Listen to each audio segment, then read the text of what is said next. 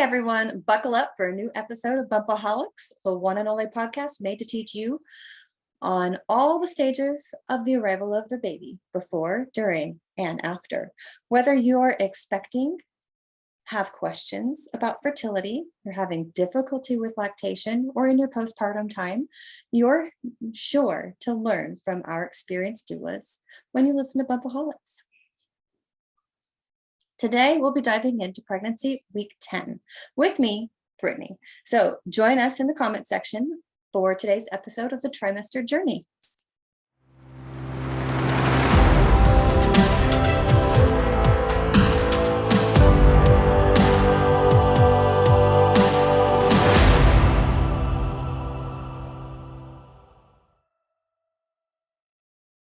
Welcome to another episode of the Trimester Journey. I'm Brittany Brownell, certified birth and bereavement doula, certified birth photographer, director, and volunteer at Casey Women's Ministry, and mother of 3, soon to be mother of 4. All right, let's jump in with the symptoms first, like we usually do. With an increased estrogen production, we get increased vaginal discharge, which is called leukorrhea. So fun, right? Panty liners are your best friends. Thankfully, it's pretty odorless and it's usually fairly clear or milky. But you will need a couple panty liners a day. Sorry. As your uterus grows, it can strain some of those muscles that are holding everything in place, causing what's known as round ligament pain. It's like a Charlie horse in your lower stomach, and it's lower stomach. It's not like in your stomach. It's kind of below your stomach. Anyway, it's hard to explain where it is. I can't really show you very well when I'm sitting down, but you can relieve some of that round ligament pain by stretching your tummy. If you do some arching, go side to side, get on your hands and knees and do cat-cow, do some of those pelvic tilts, pelvic circles, move things around.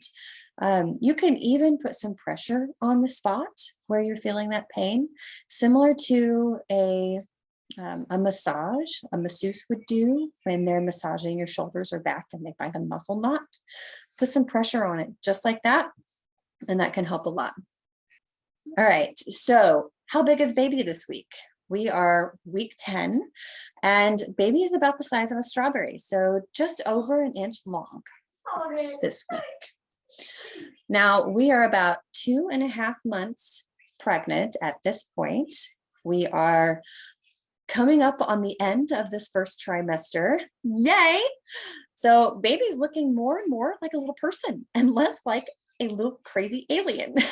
Some babies actually have a little hair at this point. Babies growing teeth buds in the gums. Those teeth buds that were starting last week are really starting to grow even more, and their joints are becoming more flexible. That cartilage is still turning into bone at this point as well, and baby needs the calcium and vitamin D. So make sure you're getting plenty of sunlight. Make sure you're getting plenty of calcium sources, cheeses, yogurts. You might actually be craving these things, so that your body has the nutrients it needs to help baby grow at this point. Remember that heartbeat we talked about the other week? I think it was week 7. Anyway, I bet your doctor can find it on the Doppler this week. It's that loud and fast now, and it's much easier to detect. So baby is moving and grooving and wiggling and squirming, and they're learning their muscles and they're learning their arms. We're at the point in the pregnancy where they might do a dating sonogram. Maybe you don't know when your last menstrual cycle was, or you do know when it was, but it was weird and it was off. Well, a dating sonogram can help give you more of an estimate of baby size and development, and can give you a better estimate as to your expected due date. Now, that doesn't mean you're going to have your baby on your due date. Just doesn't work that way, but it can give you more of a guideline of here's when you're expected to have your baby. Like here's about when you're 40 weeks, just to get things checked out. So with our nutrition this week, You can go with some sweet potatoes. I love sweet potatoes. They're a great source of soluble fiber, great for blood pressure, blood sugar levels, and they're good for skin, eyes, and just overall health. They've got really good beta carotene and antioxidant deposits. So they're a great source of vitamins and nutrients for your pregnancy. Mhm. Some points to call your provider, some when to call. Talk to your healthcare provider if your vaginal discharge is a color other than this clear or milky white. If you're seeing red, yellow, or green, those are not normal colors to be seeing, and they are often an indication of some kind of infection. Yellow, I would say pale yellow is probably okay. As our babies grow and our muscles are being strained, they can become a little weak, and something called incontinence can develop. That is when your body has a little harder time holding urine in. So if it is tinged a little yellow, that's okay. But if you're seeing bright yellow and it's regular and constant, I would go to get that checked out. Some next steps this week. All right, so we talked more about your healthcare provider 2 weeks ago. Last week, I didn't talk about healthcare provider, but this week, did you choose one?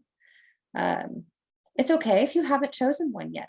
It's okay if you still wait and you want to meet some more providers. We've got a lot to do in these couple weeks. So meet a couple of providers and talk to them. Find out who you like. If you need a recommendation and you live in the Kansas City area, reach out to KC Women's Ministry. We have a list of providers that we regularly work with, between the midwives in the area and, of course, New Birth Company. And then we also know a few of the OBs in the area that, maybe you're looking for an OB that is more naturally inclined. We know a couple of the providers in the area that meet that criteria. And we're happy to give you some assistance. And we're also happy to talk to you about the role of a doula and what kind of support a doula can give you during your pregnancy and your the labor process. So reach out to us. We'll be happy to talk to you about it. So you have approximately 10 more weeks to decide if you want to know the sex of your baby during the 20-week ultrasound. I'm one of those that I need to know. It's not just I like to know, I need to know. That's that firstborn personality where I'm a planner and I like to be prepared. And I can't really prepare very well. Personally, I feel I can't prepare very well if I don't know the sex of my baby. So I like to know, but that doesn't mean everyone likes to know. There are actually several of my clients who didn't want to know, and they found out at the birth. And I've had people say it was the best choice they ever made. So do you, but it is something to think about, is that something that's going to cause you anxiety to not know? Or is it something that, you want it to be a surprise? There are only a few really great surprises in our lives. Around this time, when you go to your 10-week appointment, they're probably going to want to do some blood tests. They can do a chromosomal screening at that point as well if you want. Generally, that screening is usually an extra cost unless you are at high-risk pregnancy, but it can be worth it to pay for that extra, if it's something important to you. So, all right. Well, I hope you enjoyed this episode of Bumpaholics. Again, you can find more information at kcwomensministry.org. Thank you so much for joining me today for this episode of Bumpaholics and the Trimester Journey.